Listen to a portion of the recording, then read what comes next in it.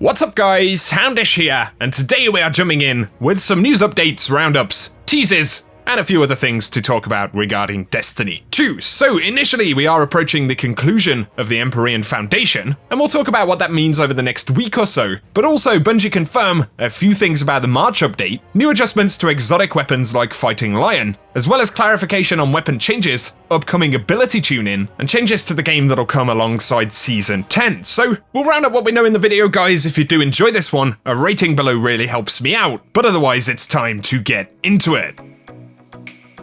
Quick update on the Empyrean Foundation, and we are finally getting pretty close to it being finished. On the 21st, Bungie said, congrats on breaking 7 billion in the Fractaline stonk market, and they added that we should donate. But then if we look at Charlemagne today, we've already hit 8 billion, and so with the weekly reset approaching, we are going to make quite a lot of progress. In terms of the reward for this, we know that firstly there is the triumph for restoring the foundation needed for the Savior title, and otherwise from what we know, there could be a secret mission that holds a tease to some of the Season 10 content. Someone did respond on Twitter and said about that Season 10 trailer, and Destiny the game replied, it'll be coming as we get closer. And of course, outside of the foundation-based content and the tease to the lighthouse, we also now know that Rasputin has a role to play in Season 10 as well, so looks like we'll be going back to Mars for a few things. However, we are 2 weeks away from this new content drop, and so details are definitely coming soon. Plus, we're currently getting teasers and know that more will come via the completion of Empyrean Foundation. I'd say that this coming week could get a little bit more interesting,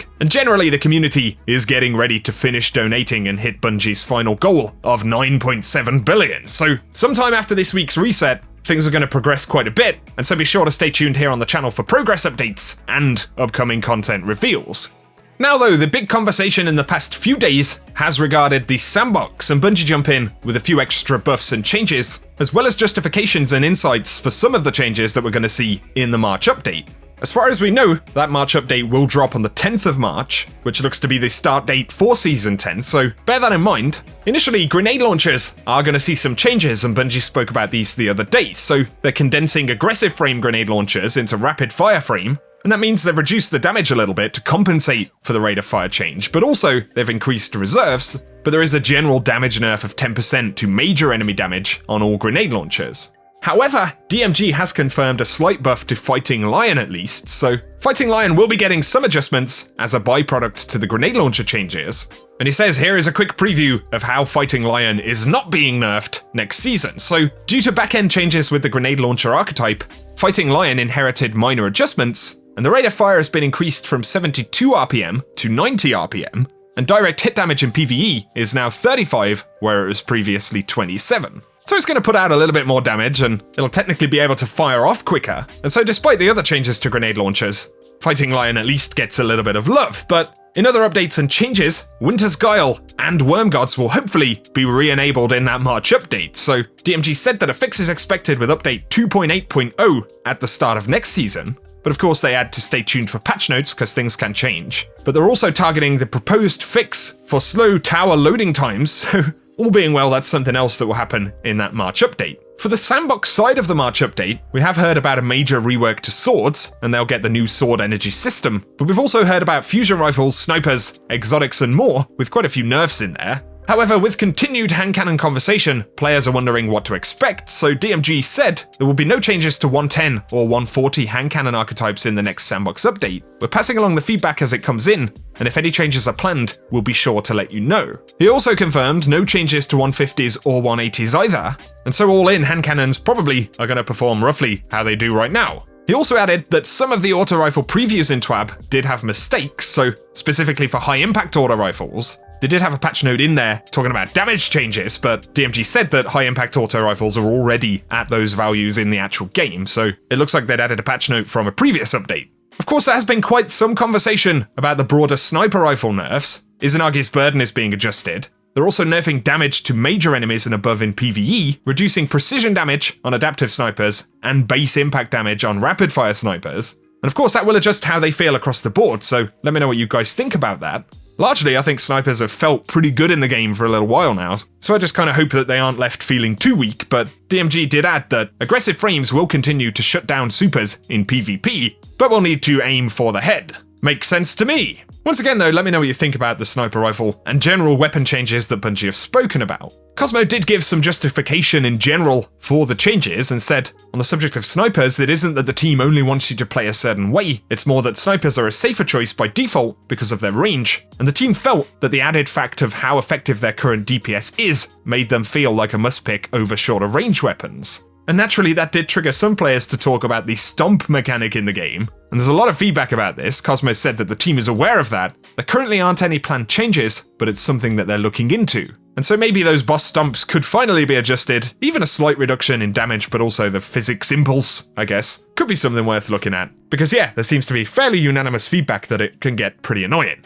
Separate to this though, you may have forgotten about it, or maybe not, but Polaris Lance is currently bugged, and essentially the explosive round on the weapon doesn't do damage if a player keeps firing after they've fired the explosive round. Kind of a weird bug, but DMG said that the team is still investigating the issue, and it looks like a proposed fix would touch quite a few weapons on the back end, and so it needs to go through quite a bit of testing, so specifically for Polaris Lance it could be a little while before we see any adjustments to that. And so those are a bunch of kind of clarifications and updates on what we heard about weapons changing in the future. There's a lot of conversation also about abilities and whether we're likely to get any changes there.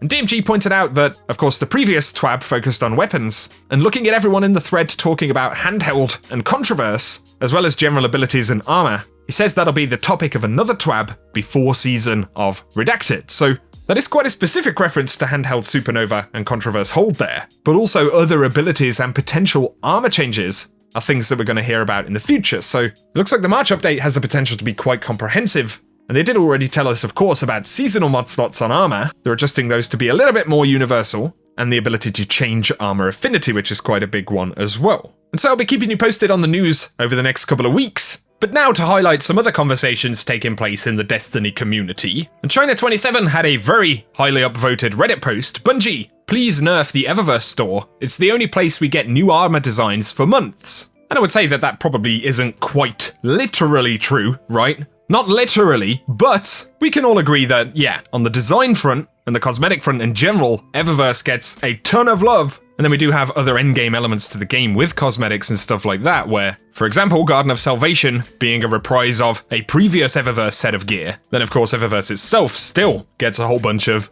actually new cosmetics for that season. So I think it's pretty understandable that irritation that players feel. For me personally, I don't think it's necessarily about saying Eververse can't have anything cool in it, or even a lot of cool stuff in it, but it's more about, hey, what are you doing with the rest of the game at the same time? And if Eververse gets it, why can't we get an additional 10% of that elsewhere in the game, right? I think it is a valid point of conversation. Tease Forever did post a video of the latest Telesto glitch. Kind of a minor one, but you can essentially instant fire 2 shots with the weapon. Not necessarily the most useful thing, but something to play around with in the sandbox. I'll link Tease Forever's video down below. There's also conversation in the community about how the recent cutscene with Rasputin and Osiris will actually translate to future story content. Someone said there's a good chance that the Rasputin cutscene was just a way to transition to the next season, and the supposed conflict between Rasputin and Osiris will be just another story thread left hanging with zero explanation. Hopefully that won't be the case. There's definitely some interesting scope with that story there, and I'm hoping that with the Empyrean Foundation and that cutscene,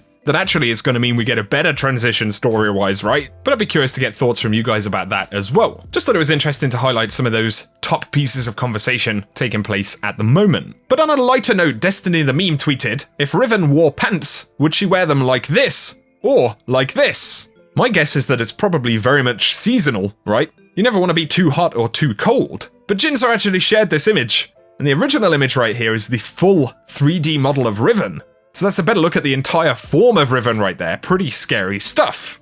Definitely a pretty cool raid boss nonetheless. For today though, just like you guys, I'm holding on for more information about next season. With the conversation about trials and that potentially coming back, it's interesting to see if it is indeed coming back, but obviously there's a lot to look at there. What's the gear going to be like? What is the sandbox going to be like? And once again, these aren't confirmed things from the Bungie side yet, but also presumably there's going to be some new PvE content. We've also got the story element and how that involves Rasputin. And so hopefully we'll get a few little bits of info over the next week or so, but if you have enjoyed this video, a rating really helps me out down below. Let us know any of your thoughts on the changes we're hearing about coming in March. As always, thank you guys so much for the support on the channel. Once again, if any of you are new around here, be sure to get subscribed and turn on notifications so I can keep you up to date with the world of Destiny 2. But otherwise, thanks for watching, and I hope you guys have an awesome day.